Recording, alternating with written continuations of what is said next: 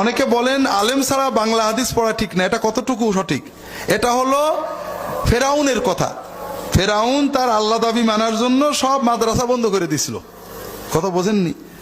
কথাটা হলো বাংলা হাদিস যদি না পড়া যায় তা হাদিস যারা বাংলা করেছেন তারা নিশ্চয় দোজখে যাবে। হাদিস বাংলা করেছেন শাইখুল হাদিস আজিজুল হক সাহেব, জানেন না?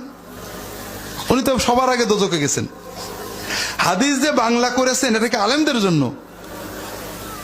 আলেমদের জন্য। যে আলেম আরবি হাদিস বোঝে না ও তো আমার সাধারণ মানুষদের খারাপ। হাদিস কোরআনের যে বাংলা তরজমা করেছেন আশরাফ আলী তানভী, আমাদের হযরত শামসুল হক ফরিদপুরি, এরা কি আলেমদের জন্য করেছেন না সাধারণ মানুষদের জন্য করেছেন? আলেমরা যারা বাংলা পড়ে ওরা তো আলেম নামের কলঙ্ক। আলেম তো আরবি পড়ে বসবে, তারা তো সাধারণ মানুষদের জন্য বাংলা করেছেন। আলেম ছাড়া তাহলে তো মশলার বই পড়া যাবে না, কারণ আলেম নাহলে ফতোয়া দেওয়া যায় না। ফতোয়া দেওয়া একটা জিনিস আর ফতোয়ার বই পড়ার একটা জিনিস।